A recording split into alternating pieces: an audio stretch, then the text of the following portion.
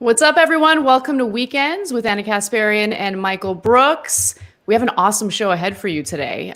Later, we will be doing our usual SALT segment, and Democrats are the target. Michael, how are you?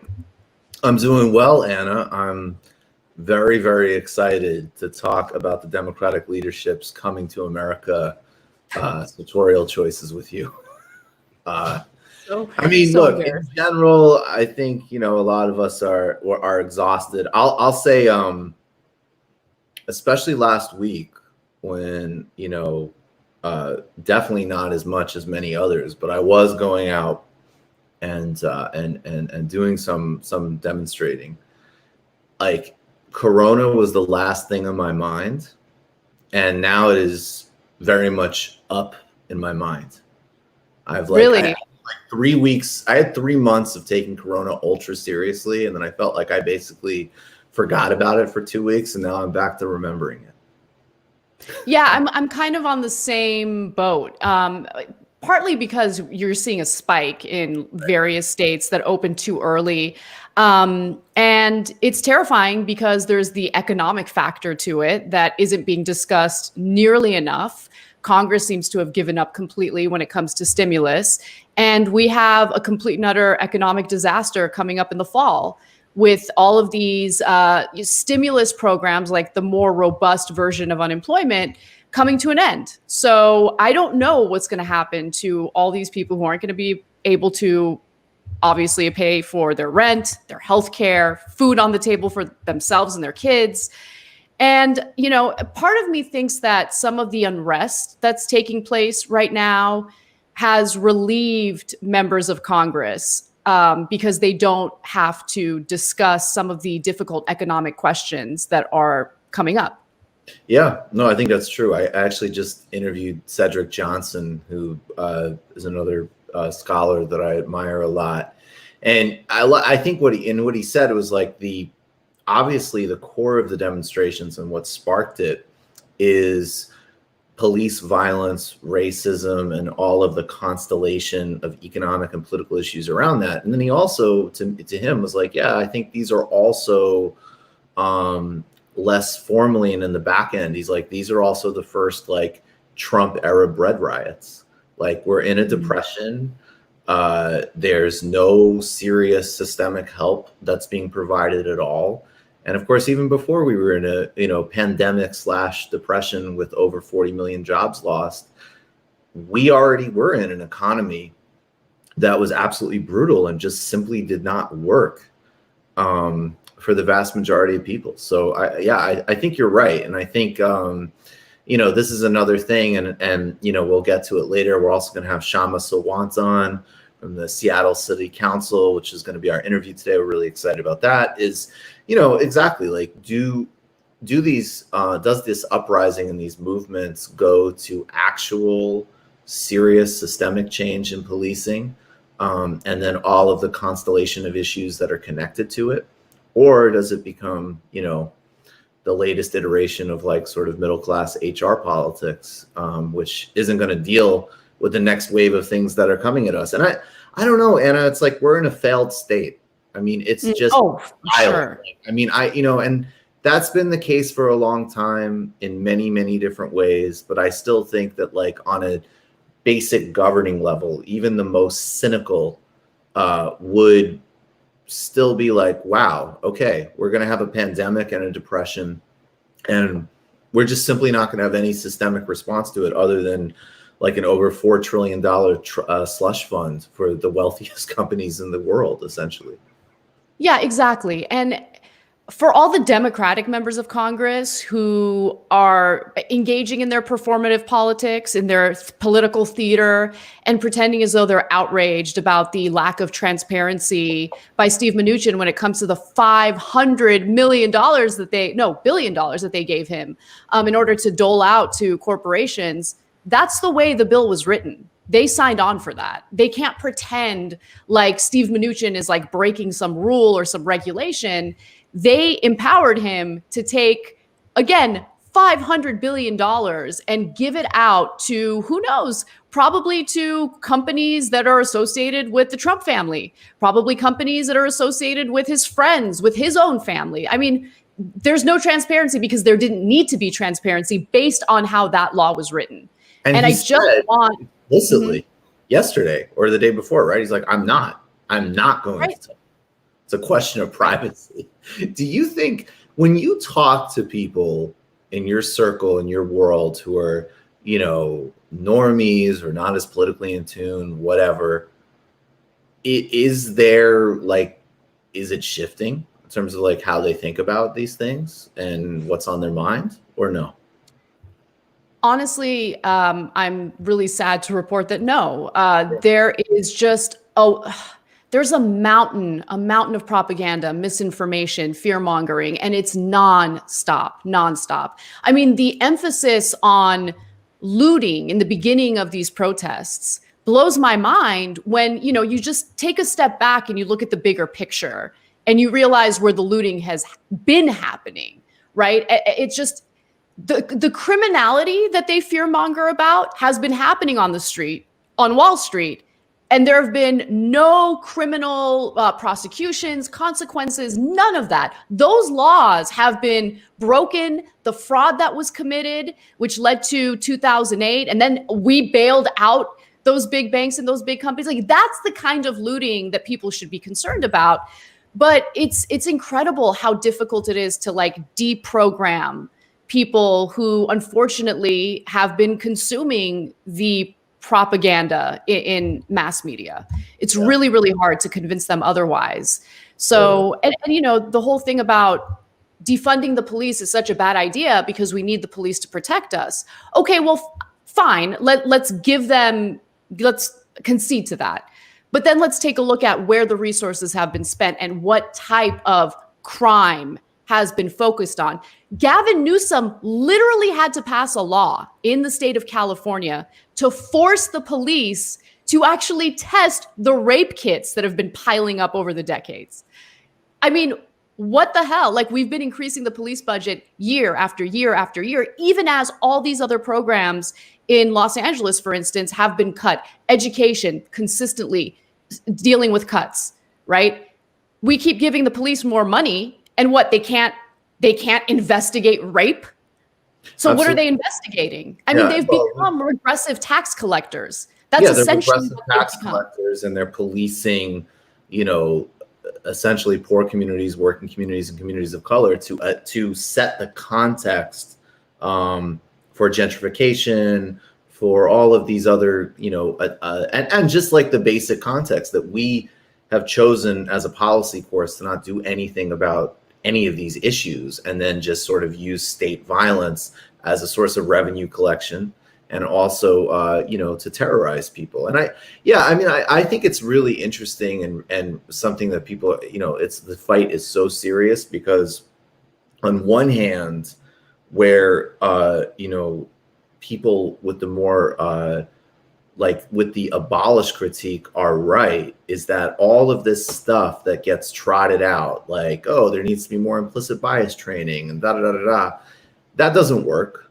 That does not get to the core of the problem. That does not lessen the rate of murder and violence. And I mean, again, just even like literal, essentially police terrorism we've seen the last couple of weeks with these demonstrations. And even the strategy, by the way, to allow looting to happen in certain places as the context, so you can go and rush at and crack heads on demonstrators. But, you know, and then on the other hand, I think, yeah, like the defund question is really interesting, because then it's like, okay, if we're talking about, first of all, that we have to get rid of a whole, and we'll talk about this more later, get rid of the war on drugs, get rid of broken windows policing, all of these like actual systems reforms, as well as, of course, enhancing civil rights law and doing work like that. Of course, but then you have to get into the distribution question.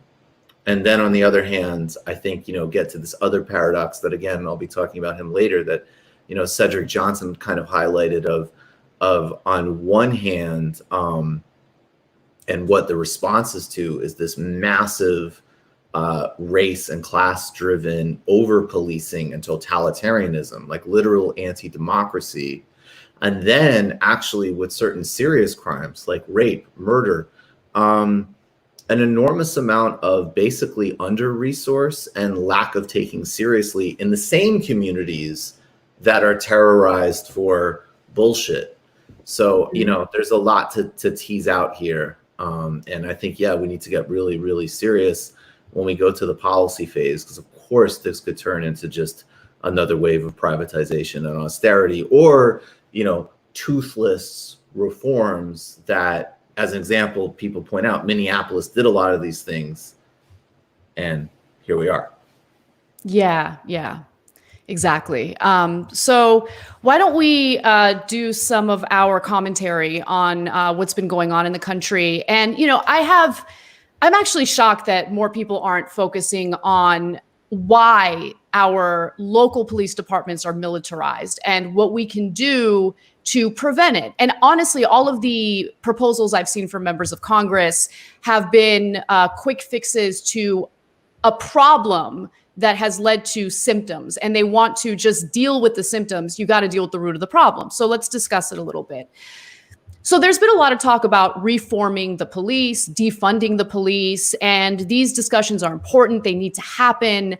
But one thing that I think most Americans can agree on is that if you look at the type of policing that's taking place during these protests, the type of weaponry that's used, the type of supplies that local police departments have at their disposal look very similar to the type of weaponry that's used by the military abroad. And, you know, I think a lot of Americans have turned a blind eye to the actions of our government abroad and how we've been terrorizing Black and brown people in various countries throughout the world for a long time now.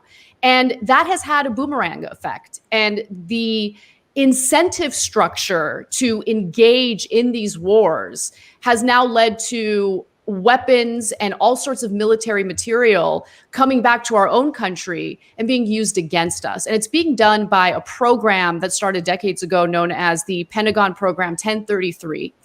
And what it does is it takes surplus from the military, and that includes tanks, grenade launchers, all sorts of weaponry, and basically invests it back into local police departments.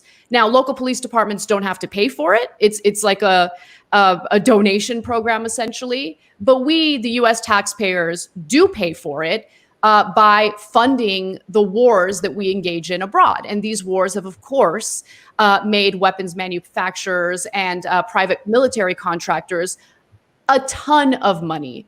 So I want to talk a little bit more about what 1033 is, and then kind of walk you through how this has negatively impacted policing in America, and how it's just not enough to simply say, we're going to stop transferring these weapons to local police departments. We need to deal with US foreign policy as well, because if you see what's going on throughout the country and you believe that it's unconscionable, good, you should believe it's unconscionable. You should feel that way.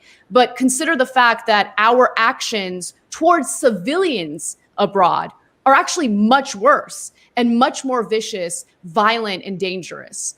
So I think Vox had a very good summary of what the program is. The 1033 program's roots lie in the drug war and was originally created in 1990 as part of the National Defense Authorization Act, which authorized the Pentagon to transfer military equipment to local law enforcement if it was, quote, suitable for the use in counter-drug activities.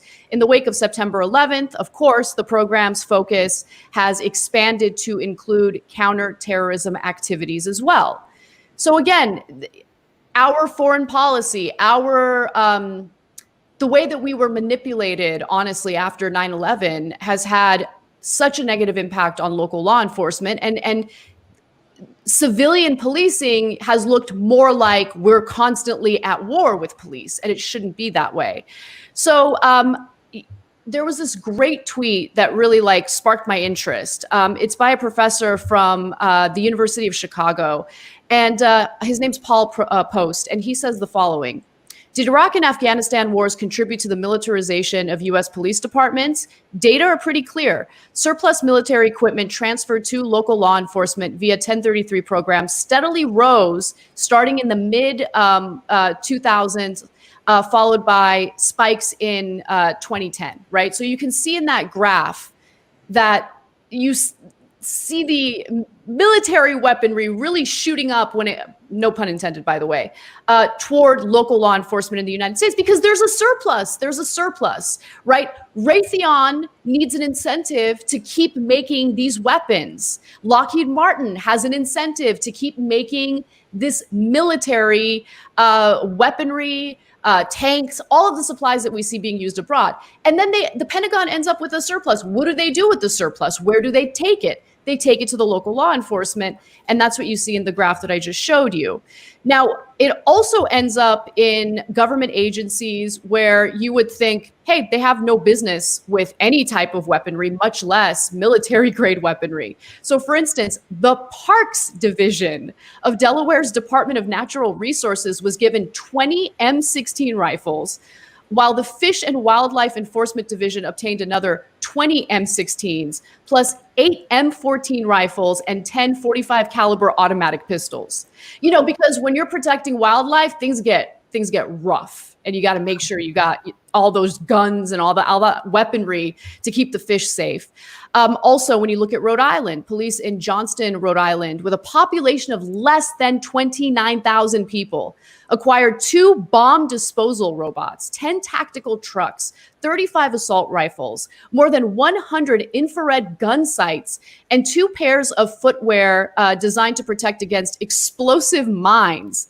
The Johnson Police Department has 67 sworn officers. So just do the math. The amount of weaponry versus the number of people living in that area and the number of cops in that area. More than $5 billion in surplus equipment has been distributed to law enforcement agencies nationwide, including school police, fun, between 1997 and 2014. So look, the program 1033 was scaled back by the Obama administration. But there's a problem with relying on that method of political activism, because what happened when Trump got elected? Well, in 2017, he revived it. And of course, this incentive structure continues. These weapons manufacturers continue making their weapons. We keep engaging in needless wars across the world. And we end up with the unending, never-ending supply of weaponry. So I also want to just quickly talk about what's being proposed, because right now we have various members of Congress, both Democrats and Republicans in some cases like Rand Paul, who are arguing, okay, we just need to end the transfer, right? No more transferring weapons from the Pentagon to local police departments or schools or any of that. But the issue with that proposal is that we still end up with a surplus of weapons, because Raytheon and Lockheed Martin are still going to make them. We're still going to engage in these wars that we should not engage in. And where do those weapons end up? I fear that they're going to end up being sold, and we're already doing some of this now. They're going to be sold to other countries. And we're just going to pump more and more weapons around the world, which makes things less safe, less stable, and it really doesn't deal with the root of the problem. And how much of an incentive do these private defense contractors have when it comes to engaging in these wars? Well, there's a great study done by the Stockholm International Peace Research Institute. And if you look at Lockheed Martin specifically, arms sales account for 88% of their revenue. And for Raytheon, it's 94%. So they're going to keep lobbying. They're going to keep pushing us toward more of these endless wars, toward more of these conflicts that we do not need to engage in, because they're looking out for their bottom line. And honestly, the stage was already set for this type of program to infiltrate our local police departments, because the culture within our local police departments were already problematic, to say the least. In fact, the culture really started changing in Los Angeles during the so-called Watts riots. So this was in 1965, and that was the first time that the concept of SWAT teams came up. So there was a guy named John G. Nelson. He was a Marine who basically said, you know what, these riots were scary and serious, and so maybe we need to have, a tactical solution to it. And that was when SWAT was first proposed. And then in the 1990s, that's when it was actually really implemented in the Los Angeles Police Department. And it was glorified, really, in all sorts of propaganda, including in video games. So there's one video game known as Police Quest. And I just want to show you what the commercials look like. Meet the men and women who risk their lives daily in the most violent city in the nation. LA's SWAT specialists. We are a life-saving organization, and that's what we do most of the time. We use all of our tactics and all of our training to resolve a situation without hurting anyone. But sometimes there's no way around that, and when that happens, it's the suspect that he decides the way it's going to end. Learn their tactical maneuvers. Witness their instinct for sensing danger.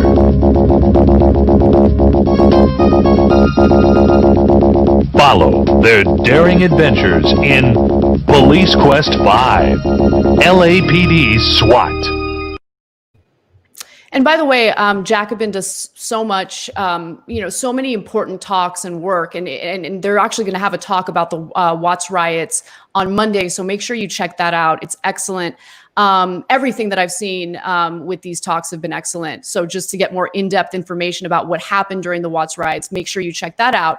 But just going back to that culture that really started in the LAPD, the police chief who pushed for the formation of SWAT was a police chief who actually ended up retiring after the Rodney King riots in the 1990s.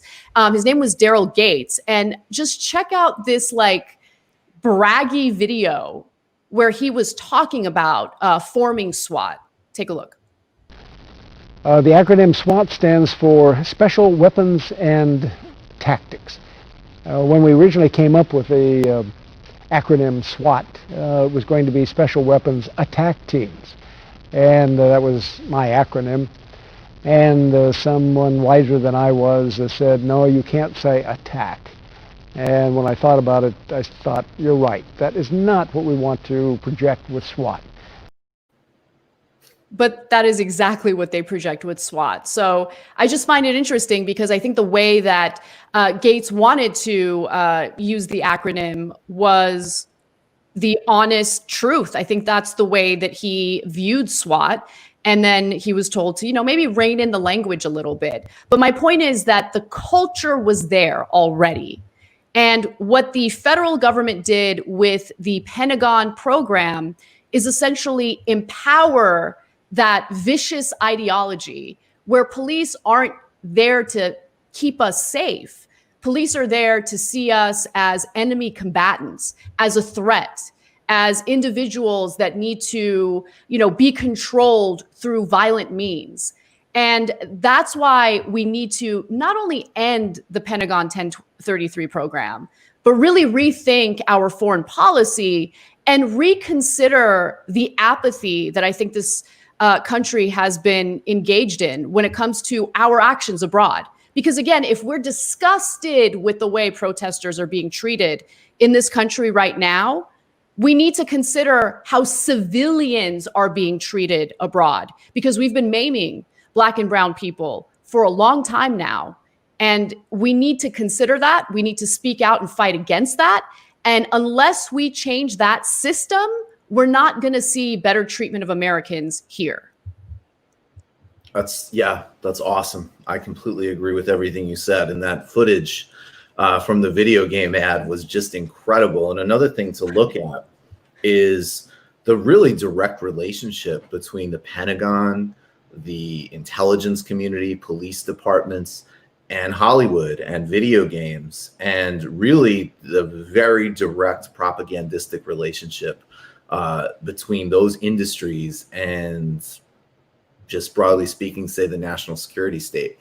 And yeah, there's no way of separating materially, and even things like in the beginning couple days of the protests, when you would see certain police departments very consciously, doing these bizarre videos, like dancing with the protesters or doing kneels to try to neutralize some of what was happening. And then, of course, the videos emerged of occupying U.S. forces in Iraq and Afghanistan using exactly the same tactics as occupying armies. So these relationships are deep. Of course, like on the material level with the literal artillery, but the overall structure of like what drives our foreign policy and how this stuff gets spread in culture. So awesome. I love it. And that Daryl Gates clip is, that's, they had to get the PR shop in to be like, Daryl, it can't be what it is. he was horrible. Like, I've been reading about him a lot, and during the Rodney King protests and riots, just going back to what you said earlier, Michael, the LAPD absolutely allowed the looting to happen. That was not an accident. The looting was taking place for hours before the LAPD responded at all. And so that was part of the reason why he retired immediately after that. It was just such a disgusting, act by the LAPD, and unfortunately, and I think we're going to talk about this more throughout the show, rather than use that as an opportunity to better the system, I think that things just further devolved, and we saw more and more military-grade weapons sent to local police departments throughout the country. Yeah, exactly. That was fantastic. I hope everybody will follow up on every aspect of what you outlined there. And, just actually following up on that, Anna illustrated the stakes of all of the implications of these issues that we're talking about. And the question of police murder and violence and the systemic issues that they're attached to. People have been risking their physical well-being for weeks to protest across this country, and some protesters, a few lives have been lost. There's been serious injury. This is a serious act of politics that points to life and death issues, and with a certain kind of analysis gets to the heart of all of the inequities and brutalities that define how we do capitalism and how we design this country's economy, as well as, of course, all of the legacies of racism and brutality connected to law enforcement. And so this is why I want to say it's very, very important now that what we have seen does not get channeled into a wave of HR politics and metaphysics, basically about sort of reducing all of this to people's individual attitudes, behaviors, or beliefs. We're talking about systems issues. We're talking about the completion of the infinitely far from complete 1960s rights revolution of actually codifying full and actual civil and legal rights for all, something that has been being reversed and had been fought back against by the right ever since it had even been implemented legally in the 60s. Just in 2013, we saw the Roberts Court as an example gut the Voting Rights Act. And now look at how hard it is as an example to vote in Georgia. So we need to, in the substantive way, complete that mission.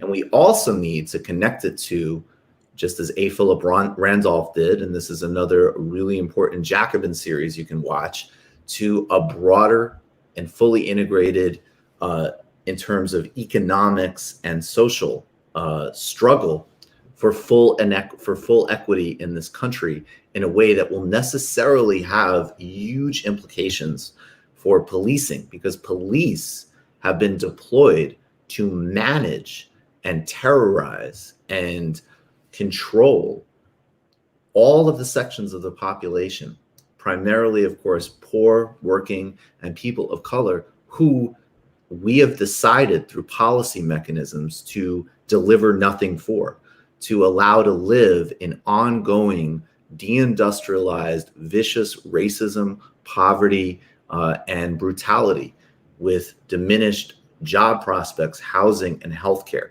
Police are deployed consciously, and it is inseparable from gentrification, from all of the other issues that we talk about, to understand police violence in that context. And I want to just put up first, this is a tweet from Lester Spence, who's a professor at Johns Hopkins University. This is the moment when the energy from the protests shifts to diversity workshops, implicit biases, hires, new academic units, and all this other stuff shouldn't occur at the expense of the main thing. Let the main thing be the main thing. And I like that framing. Of course, and there is no question that implicit bias is real, that diversifying workforces is important, that the legal fight that has been gutted and undermined by numerous Republican administrations to fight against job discrimination using the strength of the federal government is absolutely essential. But the broader range here of what is implicated by these protests and the uprising against police terror goes to the core of how we actually distribute resources and do power in this society. I want to play a clip from Cedric Johnson, who is an excellent scholar you can read on Jacobin as an example. This is from a talk he gave about a year ago on what it would take to end the policing crisis. Right. This doesn't just go back to slavery, right? There's a tendency for some academics to focus on like the paddy rollers, these guys who were sent around to capture runaway slaves and bring them back to the owners, because they wore badges that very much resemble the kind that police officers wear today. I think our problems are much later breaking. And I want to argue that they're deeply connected to the type of society we have. And we're implicated in it, right? I don't want you to think it's just something, oh, these screwed up police over here. We benefit in some ways from that style of policing. Much of the lifestyle that we enjoy, the class position that a lot of us enjoy, is based on this policing that's happening in other places. So I want to think about this in two ways. The kind of policing we have begins in the post-war era, so right after World War II. And I'm going to use Los Angeles as an example because there's a lot of important things that happen here in this city. It becomes sort of the testing ground for what policing would become. And then I want to fast forward after that to the period during the 1980s when it really intensifies. And that's when those numbers really begin to flip over, where the majority of people are black and brown in a lot of prisons in certain states. Some people focus on the war on terror, but there's something else that we need to focus on, which is the taking back of the city, right? What's often referred to as revanchism, revenge. The investor class, suburbanites who now decide they want to move back, get a loft somewhere in the city. In order for that to happen, aggressive policing was part of the strategy, to clear the ground of homeless people, clear the ground of the poor, move out the drug dealers, at least the ones who was black and brown, and create the kind of space that would allow for real estate speculation and development. Okay, so, and I think, again, there's disputes about how much of, what line of history we want to talk about here. And of course, there's scholars who've demonstrated the connection between the foundations of policing in literally in enforcing slavery and the departments that have been deployed today. But there's a really important value, though, in also breaking it into its constituent parts and seeing that the modern phase of policing that we're talking about and dealing with is inseparable from the capitalist structure of city design today. And ultimately, again, and as we watch as this could go in two different directions, of a fundamental assault on class structure and white supremacy for serious policy outcomes and serious shifting of resources, or into a conversation which is in times very important, but necessarily limited about people's personal biases and beliefs inside specific structures. And I'm going to just cite Cedric Johnson one more time here. He has a great piece in Non-Site that I'd recommend everybody read called The Wages of Rodiger, Why 3 Decades of Whiteness Studies Have Not Produced the Left We Need. And I'm going to just also conclude with one quote from this. Beginning with the New Deal establishment of the Federal Housing Administration and expansion of an expansion after World War II under Harry Truman, the U.S. embarked on a housing revolution, a process of mortgage lending, massive highways and infrastructure development, and new home construction that transformed millions into nominal property holders and members of the new middle class. Suburban development and all manner of consumer activity propagated a consumer class identity, sweeping away old urban, ethnic, and proletarian affinities and cementing the loyalty of more secure workers to the Cold War growth trajectory of defense spending, urban renewal, and suburbanization.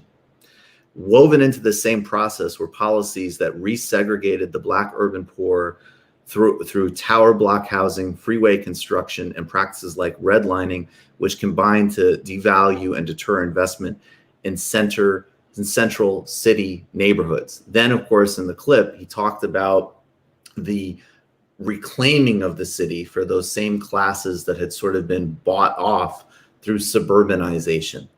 And that why that process of doing that is completely inseparable from understanding things that arose like broken windows policing. And the point of the broader argument here is that instead of sitting in middle class spaces, to use the parlance, and talking about individual beliefs and tendencies, we need to get to the overall engine that has actually driven these policies and cost so much well-being and so many lives. This needs to go in a material, not culturalist direction. I think you're absolutely right. And I really appreciate how Cedric Johnson is emphasizing this. I haven't listened to your interview with him yet, but I'm looking forward to it. Because I think a common mistake I'm seeing among people who maybe aren't as immersed in this stuff as we are is with the police and its treatment toward the homeless. You know, the lack of resources toward affordable housing. That's not the bug, it's the feature, right? And I see a lot of people who are now very engaged in what's happening. They're going to the protests. They're fired up about police brutality, but they're also pretty comfortable buying the downtown LA loft, which then, you know, leads to the gentrification and then leads to the type of policing that we're talking about right now, the type of broken windows policing, pushing homeless people out. And we're seeing it all throughout, you know, the area that I live in, Los Angeles. And as Adolph Reed always says, I'm sorry to but it's just exactly what you're saying, Anna, because it's like there's white identity, racist capitalism as personified by basically the Republican Party, and then this neoliberal democratic model, which still says you can have a completely unequal, vicious society that actually will still trap most people of color because of the disproportionate effects of distribution and class. But as long as you have proportional representation in the upper strata, then you've solved the problem, and you haven't addressed the brutalities that, again, can just only be addressed by fundamental public good provisions, housing, healthcare, and all of those other public works, whatever. And it needs to go in that direction. And it's so concerning to me to see, you know, a very, very, very important impulse and conversation that needs to happen. Getting, you know, I could see it's gonna turn into like upper middle class, like, you know, reading groups and like a new, like, you know, self-improvement project, and not an interrogation about where resources actually are and how things are actually working. I acknowledge my privilege, but can I keep my money is not going to get us where we need to go. Yeah, you make an excellent point. You know, Inglewood, I think, is a really great example. So for all the Angelenos engaging in these protests, you know, I commend you for it. Awesome. But, it's interesting to see some of these people, speak out against what's going on. And at the same time, they were the most vocal about, real estate speculation, like engaging in the real estate speculation in Inglewood because they're building this new stadium. And so that has created a very unstable situation for people who've been living in Inglewood, California for decades. And I think this is such an important thing to focus on. And I want people who identify with the left to just really pay close attention to this, because unless we change these systemic issues, we're going to run into the same problems over and over again. I'm really tired of the performative politics and the performative actions. All of a sudden, a conversation about the core drivers of our society, it's another wave of sort of, HR trainings and Twitter garbage. We need to do better. Or one of my heroes, Cabral, Claim No Easy Victories. I want to plug this book. All right, so I guess we're going to take a brief break, and we'll come back with Kshama Sawant.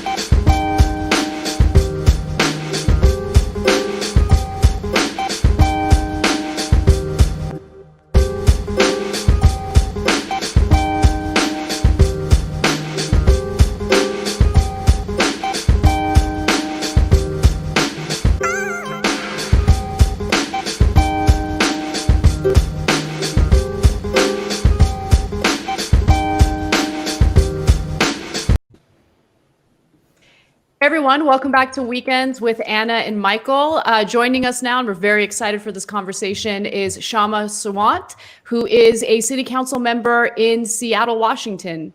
Thank you so much for joining us. Thank you for having me. So let me start off with a question that I see a lot of people in mainstream media asking in a very fear-mongery way. Seattle now has an autonomous zone. It's known as CHAZ, Capitol Hill Autonomous Zone. And that means that the police have vacated the precinct in that area. And there is, a situation where activists have kind of taken over. And so I've seen it painted as a situation of lawlessness and anarchy and chaos. But when you watch videos of what the scene actually looks like, it seems to be very different from what it's being described as. So can you talk about that a little bit? Yes, what's come to be known as the Capitol Hill Autonomous Zone right now is actually a zone of peace, and it's like a street fair. People are gardening there, but it's also a space that has resulted from a small yet significant political struggle as part of this nationwide and indeed global era of rebellion against racism and against police violence.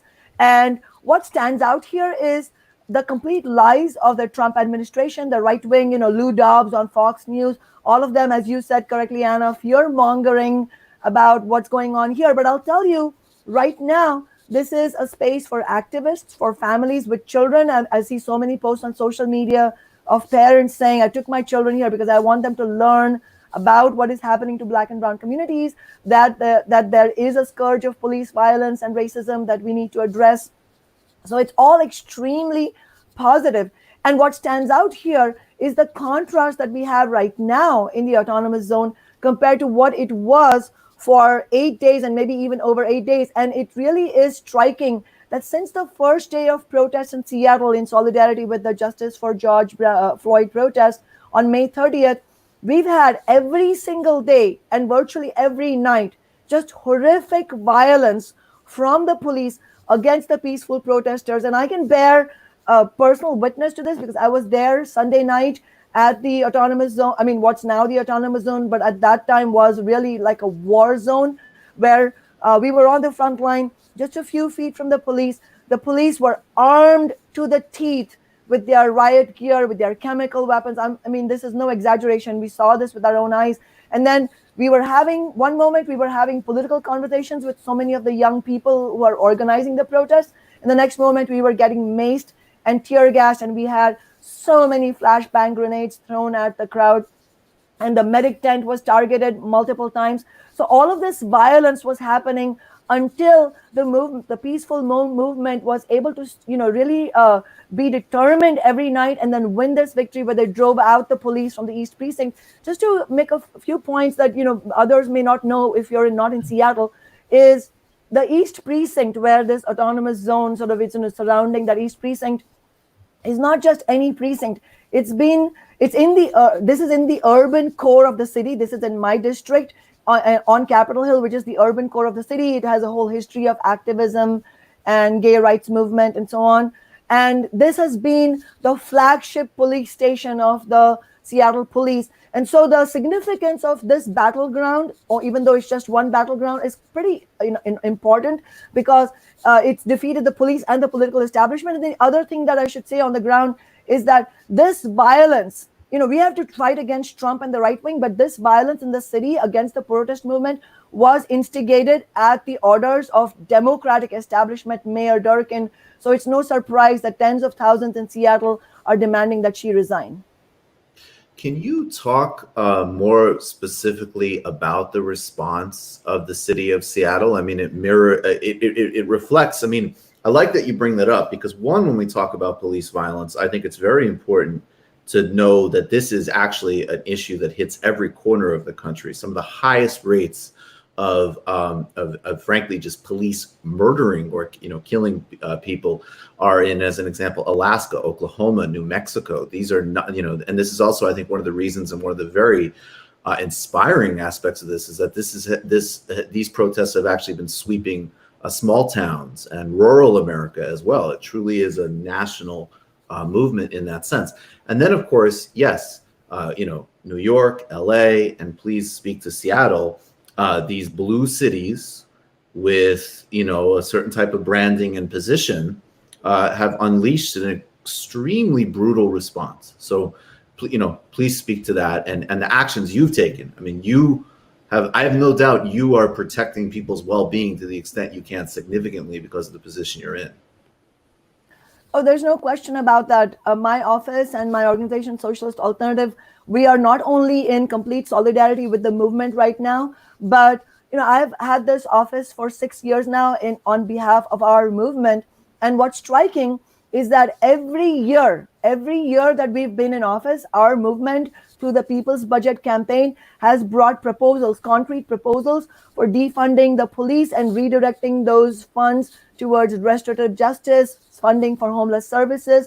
And every year, the Democratic Party establishment has voted against it. I'm the only socialist on the city council. The rest of the Democrats, and most of them are establishment council members. And unfortunately, even those who are well-meaning don't really take it up to go up against the establishment, because that's the kind of political courage you need to stand with the movement. You can't play both sides. You have to stand unambiguously with the community, with the Black and brown communities that are being targeted. So if you look at the statistics, it's not only the violence that is being inflicted on the protest movement right now in cities like Seattle, Minneapolis, and other cities. And I completely agree with you, Michael. One of the main features of this incredible rebellion that's happening is that it's truly nationwide. It's not just in the coastal cities, in the metropolitan areas, it's in the smaller cities as well. So anybody who's tempted to think that this is just some lefty thing like Fox News will claim, it will be completely mistaken. This is actually something that has captured the imagination of an entire generation everywhere. In fact, one of the most moving moments I had was when I watched video footage of tens of thousands of people out there for Black Lives Matter in Boise, Idaho. So it really shows that people are grappling with the kind of system we have on offer, and underlying the concrete demands that have been put forward by the movement for defunding the police, by 50%, or any other thing, the demands to ban chemical weapons and chokeholds. All of these measures, they reflect a search for a different kind of society, and obviously the movement needs to engage in that conversation. But what stands out is exactly what you're saying, which is that most of these cities where we've seen this protest violence against protest movements, it's not the first kind of police violence. I mean, just to concretely give Seattle as an example, since 2011, 30 Black or brown community members have been murdered at the hands of Seattle police. Not a single police officer has been prosecuted. And under the watch of the current mayor, Jenny Durkin, of those 38 of them happened under her watch. And again, no action has been taken against the police. So there is a systematic and entrenched practice of impunity in the police departments. But it is not just the police. I mean, it would be a mistake to think that, well, we're against police. But the police state is capitalism. Capitalism is a police state. So ultimately, what the police forces are doing is bidding, and sort of the bidding of the big business-backed establishment and of the billionaire class itself. And so it shouldn't be a surprise to us then that despite the fact that the Democratic establishment, of course, is not the same as the Trump administration and the right wing, and no one would claim it, and it would be incorrect to make that claim. But at the same time, these murders of Black and brown community members and this violence against the protest movement has happened on the watch of the Democratic establishment, which it was a reminder again that this is all tied to the capitalist system itself and the bitter reality that the Democratic establishment is just as loyal to Wall Street as the Republicans are, and that our protest movements really need independent political representation. I mean, when you really think about it, police have been used as private security to protect the interests of the wealthy. What happened in New York City in response to Occupy Wall Street is a good example of that. I mean, JP Morgan Chase gave a giant sum of money to the local police department. And immediately after that, I mean, the treatment of Occupy protesters was vicious at the hands of the NYPD. So there have been so many foreshadowing moments that have led us to where we are today. And, since you mentioned your ideology and contrasted it with other members of the city council, what are the discussions like within the city council when it comes to this autonomous zone, what the future holds for Seattle? Are there debates, disagreements? I'm very curious to know how those discussions are going. Yeah, that's a very important point. I mean, what we see is, first of all, just to give a background, this is some of the city council members are new, but they are nonetheless part of the establishment. And some of the city council members have been in office for several years. And so 2 years ago, the city council voted on a police contract that was blatantly racist and blatantly rolled back accountability measures that were hard fought for by the movement on the ground. And the entire Black and brown community and those who are interested in social justice were pleading, absolutely pleading with the city council to vote no on that contract. And yet, even though that was happening, even though there was that demand from the community, even though the city council was majority people of color, I was the only no vote on that contract. Last fall, there was a vote on the city council on hiring bonuses. Can you imagine? This is a bloated police department. Our social workers, our educators are underpaid, have been for years. And there was a bill to offer hiring bonuses to attract cops into the police department. Again, I was the only no vote. And there are so many other women and people of color, women of color on the city council. So this is it is a sobering reminder that it's our responsibility to inject into the movement's discussion, because we have to understand who is it that we can, whom can we put our faith in, and who is going to be accountable to the movement's demands. And so what's happening right now, in terms of the question you asked, is these same council members and the same mayor who carried out this violence, the same council members who have betrayed the Black and brown community year after year, they are now, praising the autonomous zone, saying that this is a beautiful thing. They are embracing, in words, and this is what we're seeing in the Minneapolis City Council as well, in words, they're embracing the demands of the community. There's a lot of what I would call happy talk happening in various city halls across the country, where you see these establishment politicians saying, we need to reimagine the police department. We need to dismantle the police department. And, we have to correctly recognize this is actually this represents the strength of the movement, and the fact that these politicians are even forced to use these rhetorical flourishes itself shows that they are under pressure. So we should not be cynical about it. We should congratulate our movement's successes in having come this far. But in order for our movement to build itself, it's also important to recognize that we cannot have illusions in the same establishment that got us here in the first place. So how can we win our demands, and whatever they might be in cities, different cities across the nation?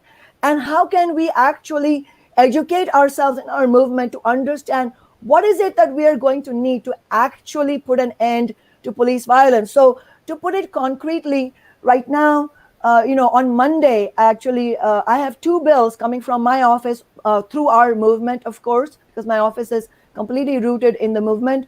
The two bills are, one is to ban chemical weapons and the so-called crowd control weapons, and the ban on the use of chokeholds by the police. Now, we have no illusions that simply passing a ban is going to be the end of the story, obviously. In fact, Eric Garner's life was not saved, even though there's a ban on chokeholds in New York. So it really shows that it's actually an ongoing and elevated, escalated political struggle that is going to change this system. But at the same time, what is incredible to see is that despite all this rhetoric that is being uttered by the council members on the front, in front of cameras, in the backroom discussions, we know that they are doing everything in their power to in an attempt to undermine even minor things like banning chemical weapons. So given what we are up against, even something like a bill to ban chemical weapons could be of some historic significance, because it emboldens the movement to fight even further. But that fight can be successful only if we know who's on our side and who's not. And ultimately, we cannot have the idea that defunding the police by 50%, which is the demand that has come in the movement in Seattle and which my office has adopted, our movement is fighting for it, that is not going to be simple. Let's be clear. It is going to need an absolutely fighting movement to win anything like that, let alone something even bigger like an independently elected community oversight board with full powers over the police, where the community can control the police, hiring, firing, subpoena powers, bringing police officers to justice, ending the culture of impunity that pervades police departments everywhere. And of course, all of that has to go hand in hand with the understanding that the system itself is guilty and we need an alternative to capitalism. I actually think, as a policy level, I just want to say, I think civilian oversight board might actually be the most important thing of reforms that are inside the context of we haven't sort of overturned the whole thing. And, you know, in New York City, people should look this up. When David Dinkins proposed a modest form of this, there was a police riot, like as in they rioted. And Rudy Giuliani launched a mayoral campaign at that rally. So, yeah. And I didn't mean to interrupt you, but your story about David Dinkins just reminded me. I just read an article that the French police in France apparently have thrown off their helmets in an action of rage because they are against a ban on chemical weapons or something like that. Or chokeholds, I think. I can't remember. Yeah, no, they have, and they're actually, well, this is a different dynamic in France. They're brawling with firefighters, so they're still in a different constellation than we are. But that being said, I want to play a clip. Actually, we have of you making some similar points in a really important and public way, and about how these things actually happen, how you actually build power. And we're going to play this clip because it's a really good clip. And then I'm actually wondering if you could connect that with another significant struggle that you've had on the city council, which is basically just trying to have Amazon pay tax. But here is what I want to share with some of you who may not know what happened. What did she do? The city council at that time was majority people of color, like me. And yet, I was the only no vote on that contract. We have to remember that, what builds the movement is not people who are in power that may look like you or me, but it's people who have shown through their actions that they are in solidarity with ordinary people and marginalized communities. So fantastic. And can you connect it with your fight with Amazon? I think that's a very important point you brought up, Michael, because as Anna was saying earlier in the earlier segment, that ultimately the fight against police violence and racism is tied to the system that creates the racism and police violence. And in order for that struggle to really blossom in a serious way, in a way that can actually make not only win the kind of reforms like you mentioned, and I totally agree with you that winning an independently elected community oversight board is a very, very important demand, and it's not going to be easy to win by any means, but that is where this movement needs to go, and this is an important moment which we should not squander.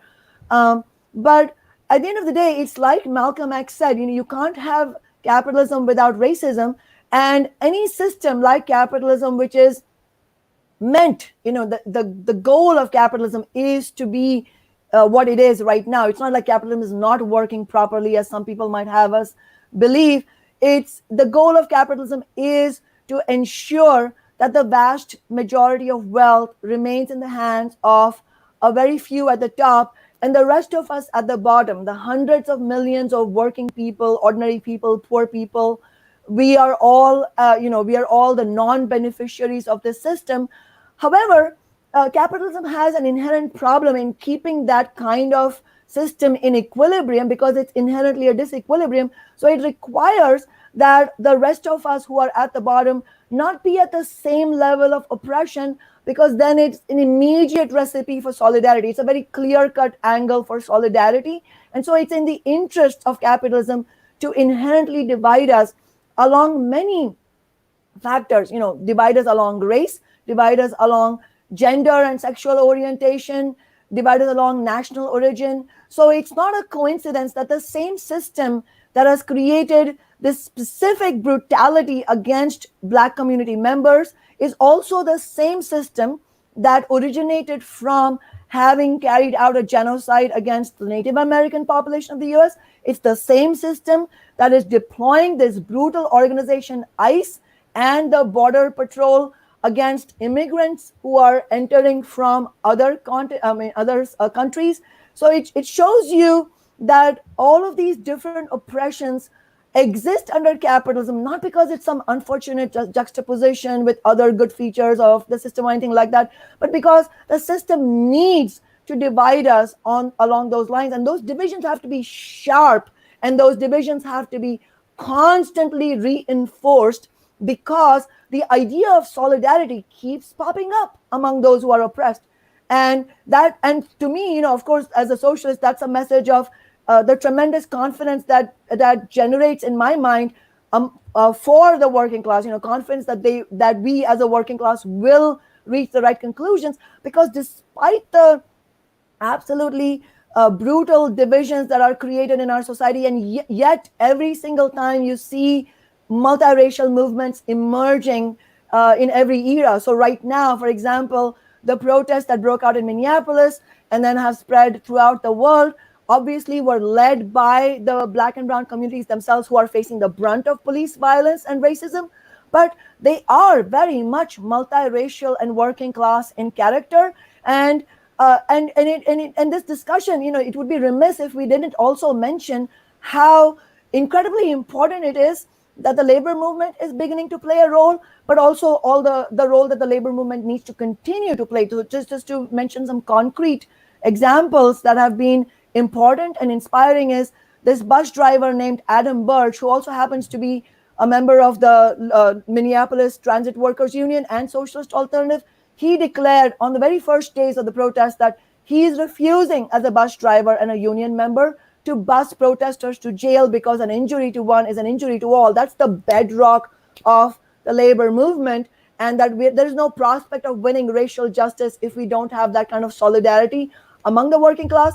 And that led to the ATU president there, Ryan Timlin, helping to bring the International together in issuing a very strong statement. We had the Minneapolis teachers issue the statement, Minneapolis nurses, and right here in Seattle, there's something exciting happening. The Seattle Police Officers Guild, which is a reactionary force, in our view, not part of the labor movement, has been affiliated with the Fraternal Order of the Police, which is very closely linked with Trump and the dangerous right wing. That has been part of our local AFL-CIO, local labor council.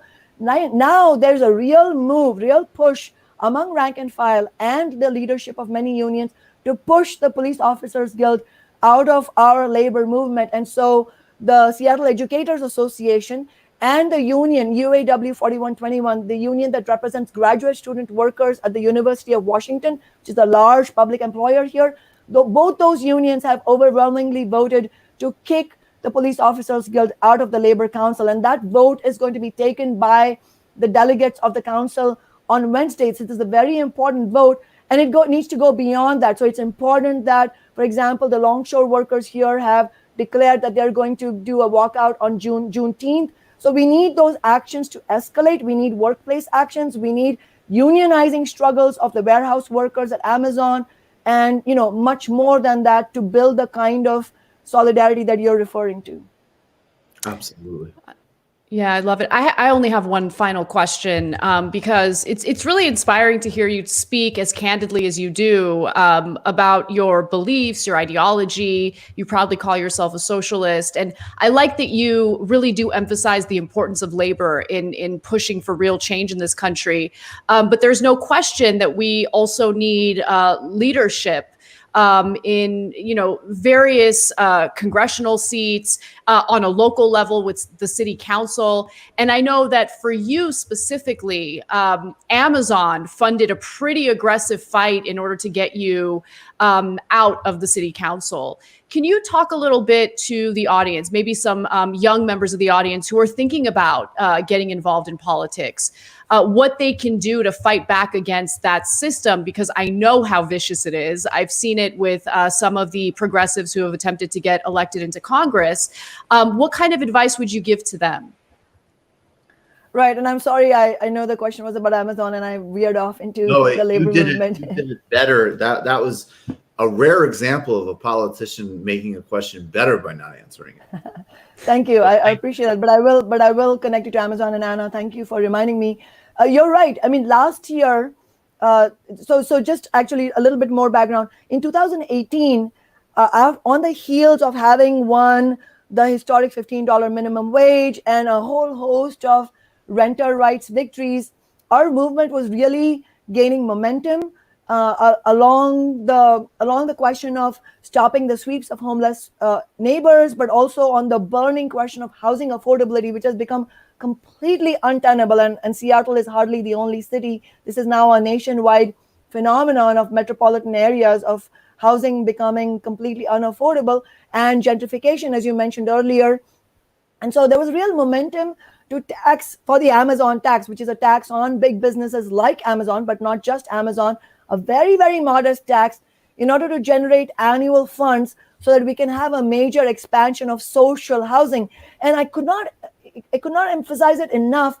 Social housing and rent control are extremely important reforms that we need to win, because those are the kinds of demands, those are the kinds of changes that will actually begin to make a dent in the racist gentrification that we have seen, where it goes, disproportionately affecting communities of color, but the entire working class is being pushed out. I mean, construction trades workers here will tell you that they build these shiny buildings and then they drive off miles away because they can't afford to live here because the rents are sky high. And so there's so much solidarity around the idea of the Amazon tax, going back to 2018.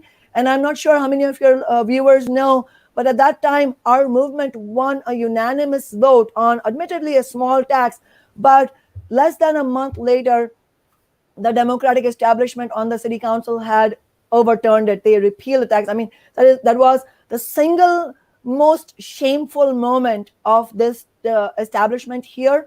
But since then, so what happened after that? On the heels of that victory for Amazon, and that was when Amazon threatened and bullied the city, and that was when the repeal happened.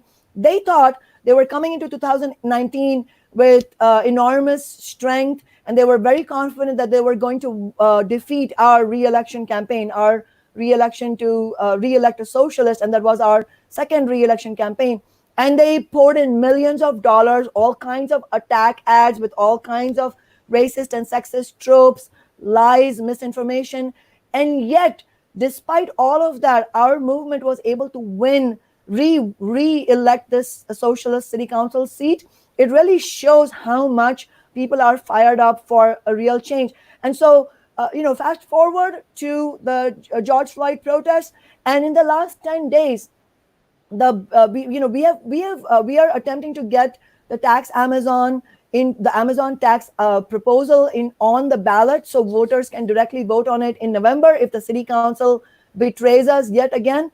But what's incredible is in the last 10 days during the George Floyd protests, this campaign for the ballot signatures has gained 12,000 signatures, and it's still going strong. People are out there collecting signatures, which really shows that people are deriving this clarity that the only way we can push forward for a society free of racism is also to fight on these demands, and that they are not separate, that the demand to tax Amazon is very much a demand to really begin to defeat the gentrification in our city, to really have a measure against the escalating homelessness. And I just would like to end this point on the reference that Anna made, which is that there's a long and ugly history of the use of police forces and different paramilitary forces, so-called private security forces, not only against protest movements, not only against communities of color, but there's a long history of these forces. This is the police state under capitalism, of them being used against labor struggles, against struggles for economic justice. And so it is so crucial that those connections are being made in people's minds. And I think that I don't think that there's ever a straightforward way for movements. Movements will have ebbs and flows. Movements will have to learn lessons. But I think the Occupy movement did provide a real lesson for many people in the movement, that the police are not your friends. The police state is not on your side. We have to build independently, and we have to really bring in the message of working class unity, because that's the only basis on which we will have economic and racial justice. Kshama Sawant, thank you so much for joining us. Really, really appreciate you and your work and everything else. Stay strong, stay safe. Thank you so much, and you all stay safe as well. Thank you. Anna, what I Yes. was surprised by was that Kshama Sawant didn't have kente cloth on. Well, I mean, are you really an activist if you don't dress the part? That's what I'm saying. I mean, I that's get the real question here. Yes, I get that she's trying to like push through these moves in the city council, but I didn't see a knee. I didn't see a knee. I didn't see a Coming to America outfit. Very heavy on the substance. And from what I've seen in political activism in America, you need to lessen that and focus more on like the optics, the aesthetics of activism as opposed to the substance, which is what Democrats are really good at doing, by the way. Yeah, I thought you'd be on Twitter like monitoring who likes like Howard Stern or something. They laughed at like a joke in 2011. I thought that right happens. It's amazing. It's amazing. So like just to juxtapose what we like the super substantive and important discussion that was just taking place. Democrats have decided, establishment Democrats have decided to go in a different direction. And it honestly didn't surprise me, but nonetheless, it still embarrassed me. And it was the kneeling stunt that congressional Democrats engaged in. I believe we have a quick clip showing a little bit of that, and I'm going to look away because honestly, it's so embarrassing that I don't even like watching it. Look with me, Anna. This is a joint venture here. I'm not the only one. Right.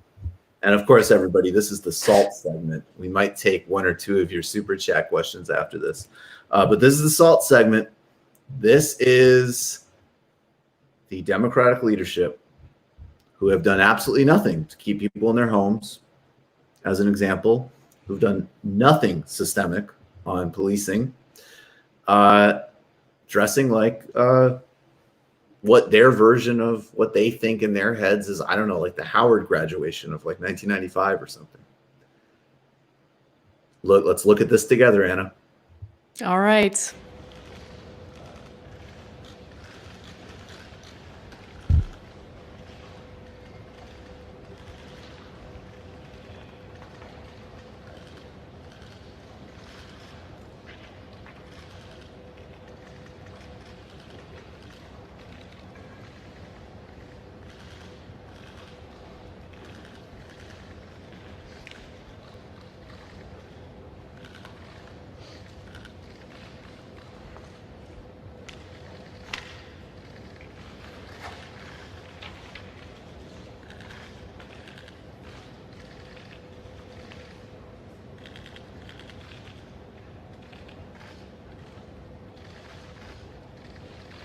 All right, I don't think we can take any more of this. No. So who? I have to say too, just on a very basic human level, like seeing like an 80-year-old trying to hold that is also super uncomfortable. So like, there's the innate like, you're seriously putting Chuck Schumer in a kente cloth, okay? And then there's like, who's gonna help all these fucking old people off of the ground? Totally. It's just, but Michael, honestly, like really think about it. This didn't go over well. And I was actually happy to see that there was a consensus. Yes. Right. Most people found it cringeworthy, and I like that because that's where we need to be.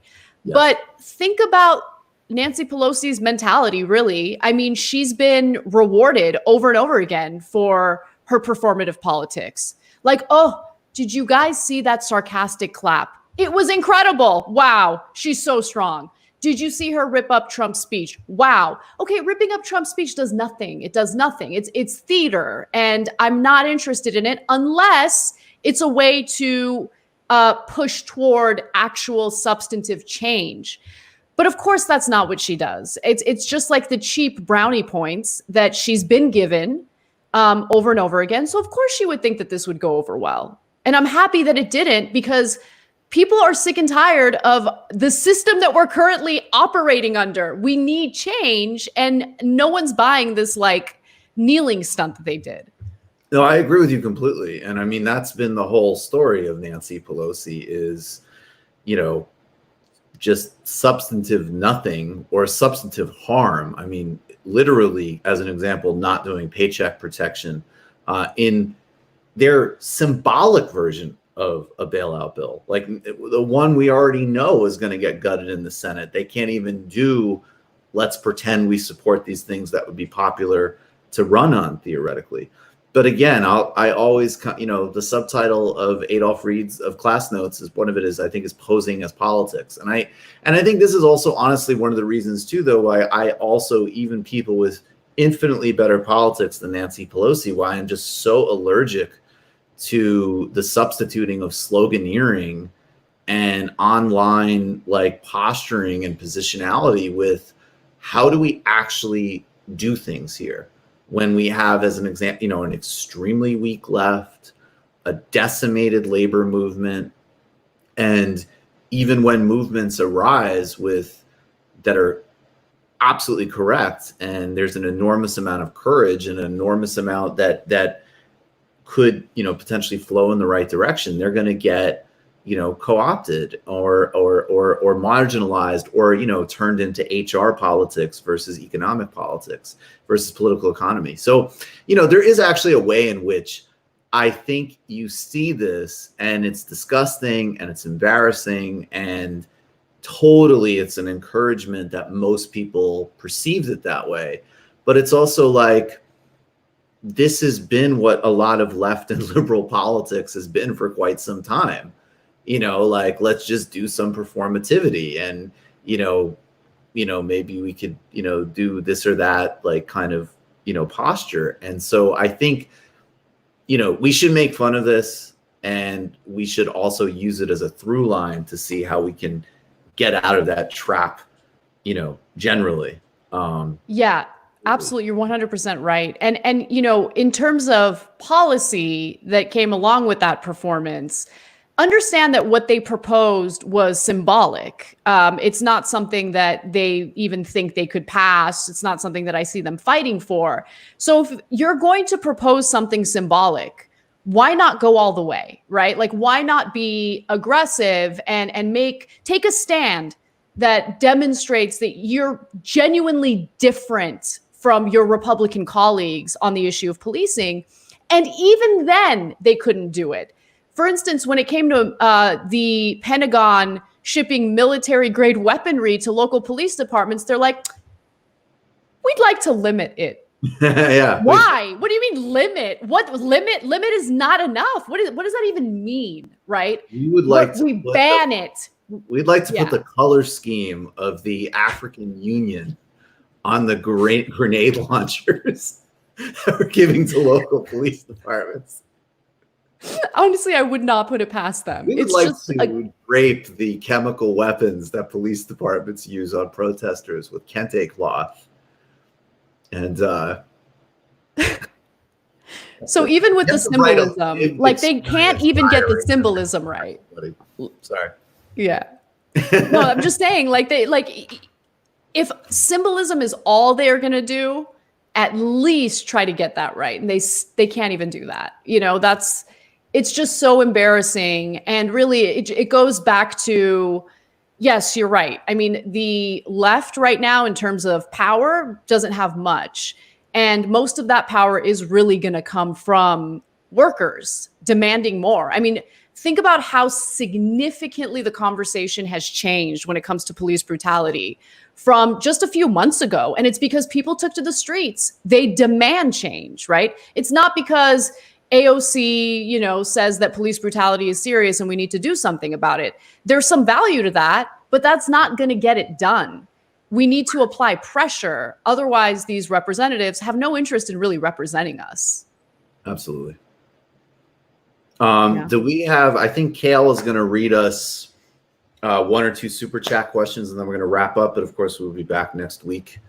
Everybody. Kale, do we have anything from the super chat? Kale is joining us now. Kale Brooks, super producer, Svengali, scripter of everything we say. If you don't like it, you can't even find him on social media. That's actually part of why he stays off of social media. So if we say anything that's, you want to bitch about, it's all kale. Yeah, send it to the PO box, the Jacobin PO box. Exactly.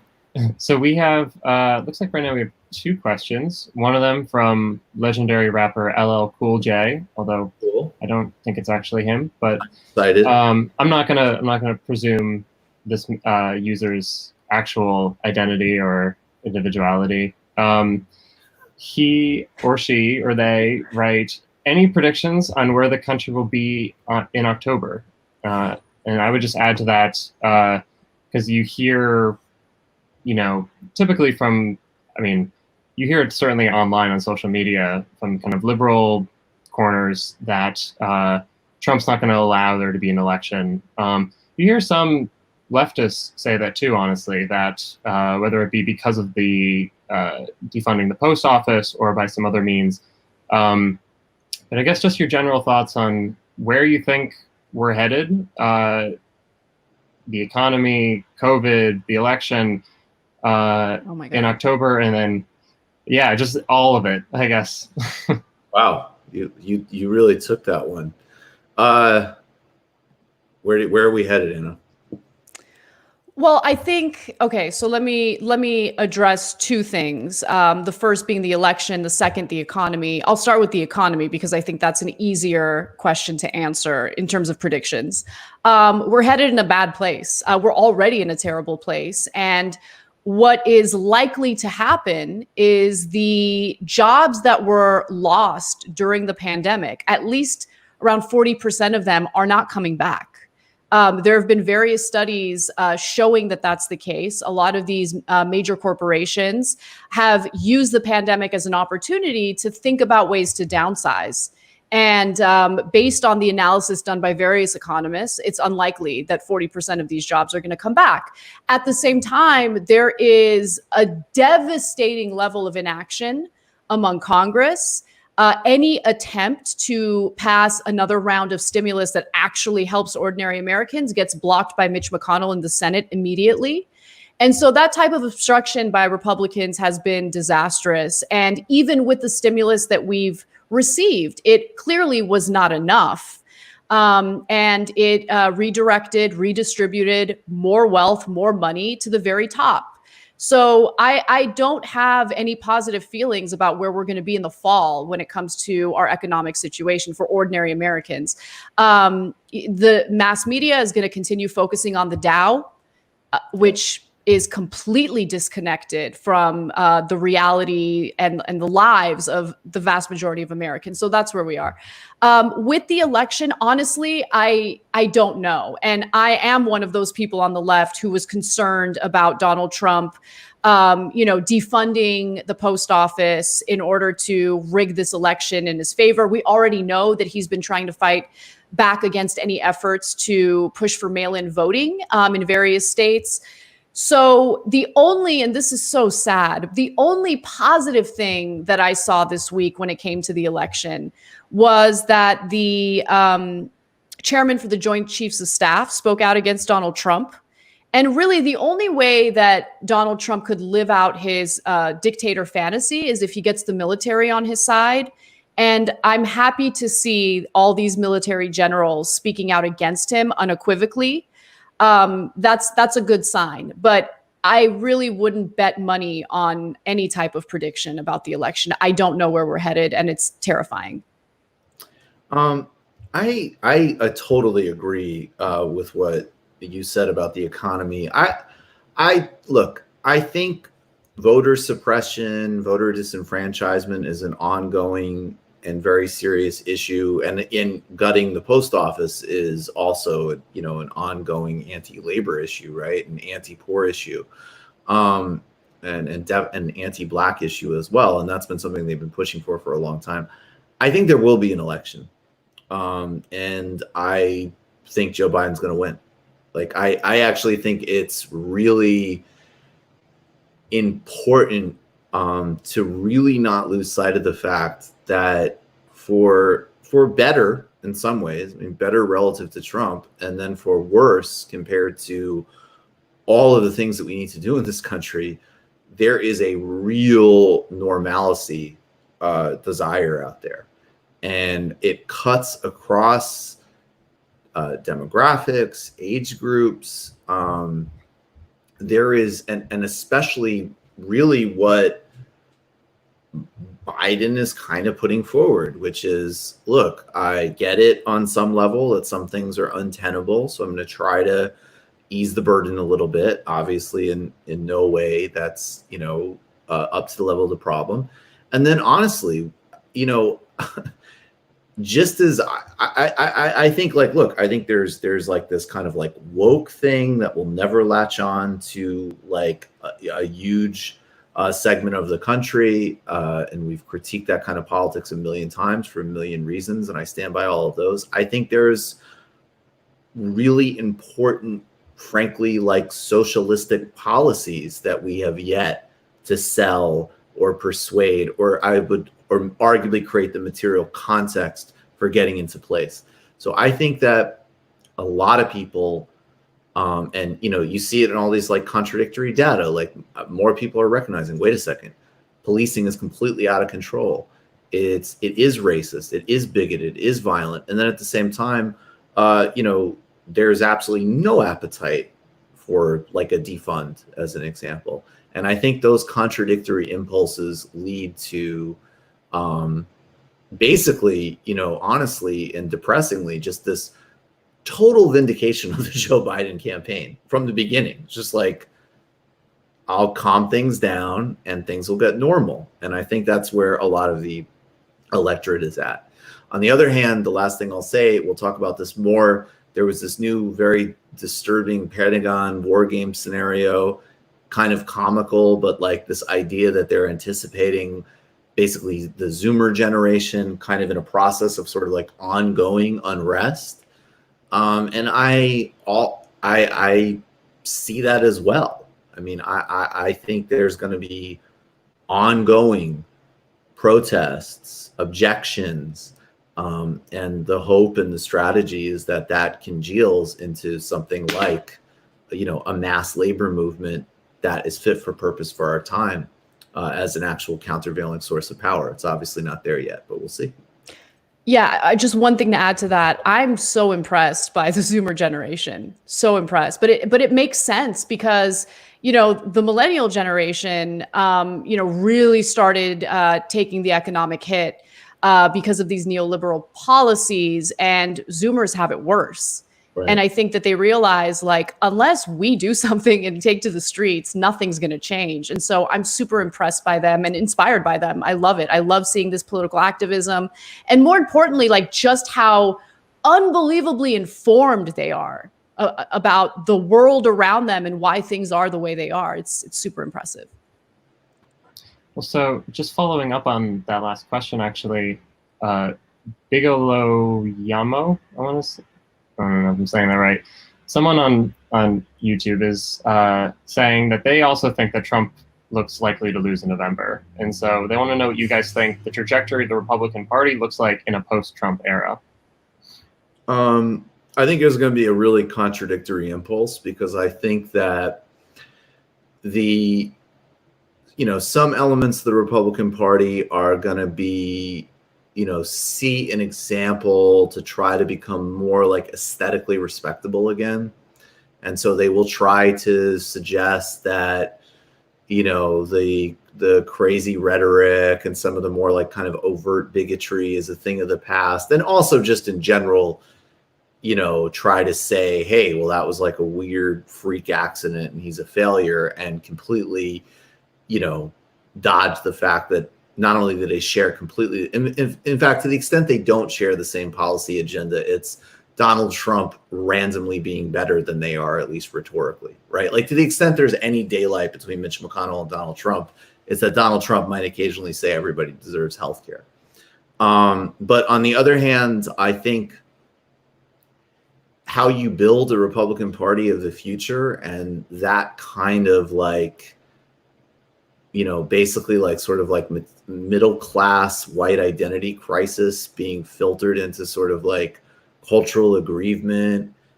I just don't see any other basis for appealing to voters other than some form of Trumpism, right? Like, and and there's some, like, I think Josh Hawley, even though he's not particularly charismatic, I think he's one to watch because he's somebody who's definitely able to, quite easily kind of on certain issues, sort of like out fake populist Democrats. And that's going to be substantive. Tom Cotton is really just like an authoritarian neocon. Again, disgusting, disturbing guy. He's got like zero charisma. And this is also helpful. Like, you're talking about, none of these people that want to sort of like ape any of that have what Trump has. They don't have any of his weird charisma. But I just think at the end of the day, like, I don't see, this fantasy that there's some like big segment of the country that's just like, would you pretend to respect MLK while handing the country over to Wall Street and the Koch brothers? Is just not such a huge constituency. So some version of what he's hit on is going to continue. I think you're so right about that. We need to watch out for the Tucker Carlson model, really. Yeah.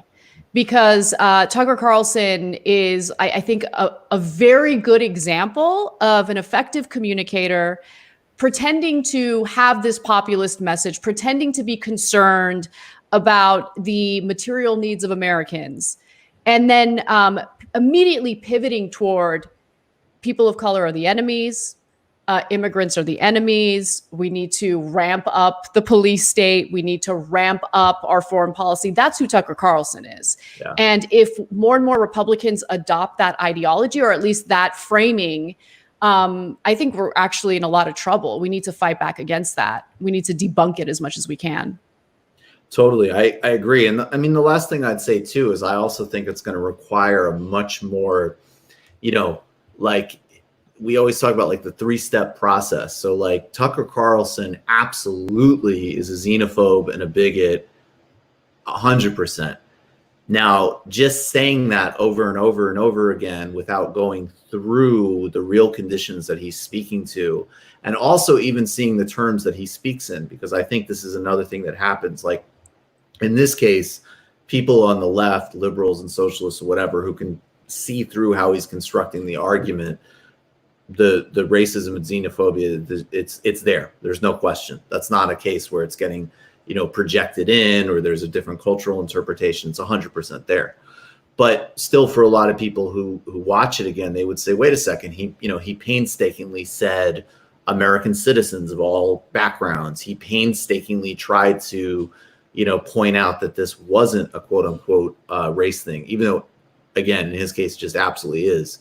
But we need to be able to, again, just sort of repeating again and again and again that he's a bad guy is not going to do the trick at all with somebody who's such an effective operator, especially when, and the other big danger that we have is that there will be a right-wing populist outlet in corporate media, because at the end of the day, even though right-wing populism might make some great sounding critiques of corporate power and inequality, they're not pro-union, and they are not talking about fundamental income redistribution. I mean, it's really funny. Like when you press, like Red Scare had Steve Bannon on, and what was so funny was that like, it was like at a certain point, you're starting to realize like, okay, he kind of just sounds like a Clinton Democrat in some ways. Like he is, unlike the other Republicans, somewhat willing to say, yeah, we should raise taxes a little bit, right? So, and then, of course, like in the, neoliberal area, there's just going to be like, it's going to be, again, the Adolph Reed description, no systemic change, but a representation of diversity at the top. If you're coming with a pro-union, universal, multiracial, socialistic politics, that is never, that is still just fundamentally, materially the marginalized position, because that's the only one that threatens systemically incumbent power. So we got a lot of fights on our hands. And I agree with you. I mean, Tucker is like the best communicator after Trump in the Republican Party. So I think so too. I totally agree.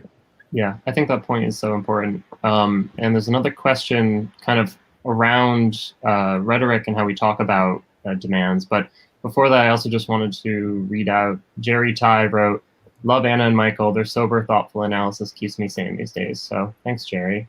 Thanks, Jerry. Thank you. Angel writes, "How can we put a finite explanation on defund the police?" So again, I think I'm interpreting this of how do we understand, or how do we, explicate better the demand as a movement. And there's maybe some question of agency there of who's doing the explanation. But I guess your thoughts on how we can better explain what we mean by defund the police. I mean, Anna, go ahead, but I just want to just say, like, I think we can explain what we mean by that, literally. There are tons of people doing this work, and including people that, like, we might have disagreements with, but they have pioneered, as an example, the abolition model, which is definitely different than defund. So it's very important, and not just for like being PC or whatever, but like literally, we don't speak for a movement. We don't speak for people who pioneered this work. But anyways, yeah. Yeah, I think that's so important. I'm glad you mentioned that. Look, this is defund the police is the slogan. We can't go back in time and change it. But in the future, I think we can learn lessons from the way Republicans, conservatives brand things. If they were to brand this, they would do it as empower good policing. Something like that, right? Think about how they name their organizations. Like, for instance, the one I always love to bring up is focus on the family. Like, I love my family. I want to focus on the family. That sounds great. It's a terrible organization. It wants to do away with all sorts of liberties and freedoms that women have. It's horrible. But they know how to brand it in a way that doesn't immediately turn people off. In fact, it brings people in and makes them want to know more.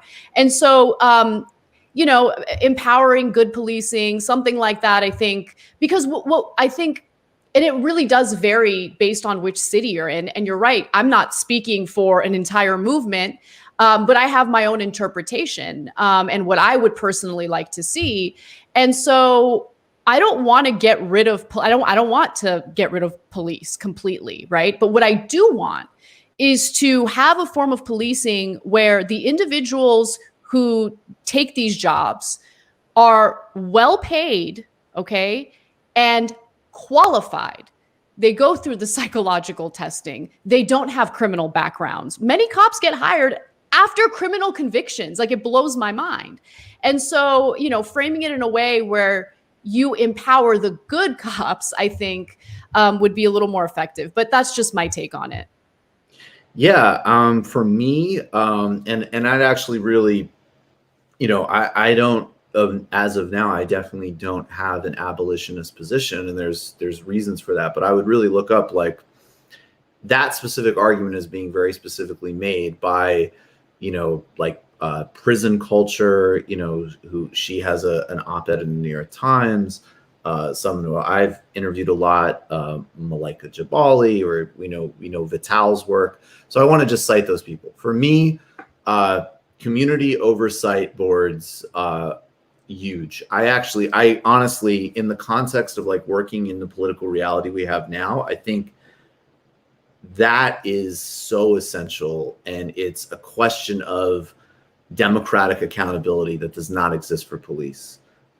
That's number one. I think, of course, there can be serious budget cuts, and I would talk about it as a redeployment and redistribution of resources to public works, education, housing. I think there's an interesting conversation about splitting up, or policing in constituent parts, because I really do, I do think it's a major problem that, somebody's having like a serious mental health episode. It is really wrong to have like armed law enforcement responders going to that, and wrong, like, on the spectrum. It's most glaringly wrong and horrifying because police do kill people in this situation, and that's just sickening. And it's also even wrong down to the completely different end of the spectrum of, this cop did a decent job in this situation, and it really isn't their role. And it really, and so I think, and then, look, I think ultimately when you go towards, really depolicing society, I think, as Councilwoman Sawant was saying, and again, this in no way undermines like all of the military bans and tear gas bans and all of that stuff needs to be done. I think ultimately, if you that seriously undermining police power is going to have to do with seriously undermining capital power, and it's going to come through that route. But all of that stuff out of the gate, like, there's no reason why cities can't be saying, like, wait a second, we're going to have austerity and an economic crisis, but you have $6 billion for a completely undemocratically accountable paramilitary? No. So yeah, those are some things that I would focus on. For me, in what my position is, which, again, is not representative of actually either like people who are really pushing nothing substantive but have like the branding behind them, or people who have a for real abolitionist position, which people should read up on and study and see if it makes sense to them. It's important work out there. Do we have any others, Kel? Yeah. So maybe just one more, I think. Someone, they don't have a screen name, so it's just question mark, but they asked, it's eviction month, would that fuel the protests? So, we've seen in New York, the protests have kind of tempered down a bit, at least since when they kicked off the beginning of the month. But with, the fact that there's 40 million people who are unemployed right now, the fact that, rent is due and people don't have income coming in right now, and evictions are the ban on evictions is ending in many states right now. Does that put more fuel to the fire? Will we see the protests ramp back up, or have we already seen kind of the height of what's coming? I mean, it's totally speculative, but if you guys have any thoughts on that. I would say yes, and I actually hope it happens, because if it doesn't, Congress will do nothing. I can guarantee that. I absolutely guarantee that. The end of July is quickly approaching. That's when the unemployment benefits will expire. That's when you don't have any type of protections, whether you have a mortgage or you're paying rent. And it's funny. I was having a debate with someone I know about the protests taking place now. And she asked, in a very snarky way, like, don't these people have jobs? And I was like, actually, no, they don't. There's tens of millions of people who don't have jobs right now and have not received the economic relief that they desperately need in order to just like provide for the basics. And she didn't have anything to say after that. And so if members of Congress think, oh, well, there's, absolute chaos in the streets now, I actually do think that the protests will ramp back up if they continue to do nothing and be the ineffective, feckless embarrassments that they are. Absolutely. And I think it's very important that in addition to a movement on police terror, there needs to be a movement on housing. There needs to be a movement on the core economic demands of any decent society. And what I think is so gross, and I think it's something actually, again, to really bear in mind with people, with sort of left politics, and that desire that most people have for normal, quote unquote. A lot of a desire for a certain kind of normal is super healthy. Like, like Waz, and like we were talking about a couple weeks ago, it's like, yeah, you'd like to live in a neighborhood where you're not racially terrorized by the police, so you can like have a barbecue, watch sports, drink a beer. And also more generally, like, I think it is true, actually, in contrast to some sort of, certain ways that people approach politics very obsessively, that it's like, yeah, I think a lot of people, if, police weren't terrorizing them, if people are in their homes, they have jobs, they have sustenance and protection during a pandemic, they would like to enjoy their lives as they see fit, in whatever way that looks. Super conventional, super counterculture, whatever. It doesn't matter. I don't care about any of that shit. That is all, like, I'm actually very properly libertarian in that. Like, that is not the core of my politics, is the material needs met and the democratic accountability available, so people can just sort of like do their own thing and flow in their own way. And I think it's incredible that we are in such a phase of extraction, and aggressive extraction, that there isn't even the sense of like, you know, I mean, you could say cynically, like buying people off, but it's not happening. So of course people are going to be out a lot more. I guess that's it for this week. Thank you for those really good super chat questions. Anna, we all missed you so much last week. Thank God you're back. And we will be back. Thank you. Yeah, it was good to be back. I love this show. I love you guys. Thanks for supporting it. If you're not subscribed yet, please subscribe to the Jacobin YouTube channel. And make sure you click on that little bell that you see on YouTube, because that's how you get notified about any updates to this show and the awesome lectures that Jacobin has on a regular basis, including the one on the Watts riots that'll take place on Monday. It's awesome. There's a whole archive there. You could watch the stuff on the Minor Plan in Sweden. There's one on the IRA, which I loved. Of course, Adolf Reed, A. Philip Randolph, Torrey Reed. I mean, come on. It's just an insane amount of great content. And of course, subscribe to Jacobin Magazine as well. Thank you, Kale. Thank you, Anna. We'll see you guys next week. See ya.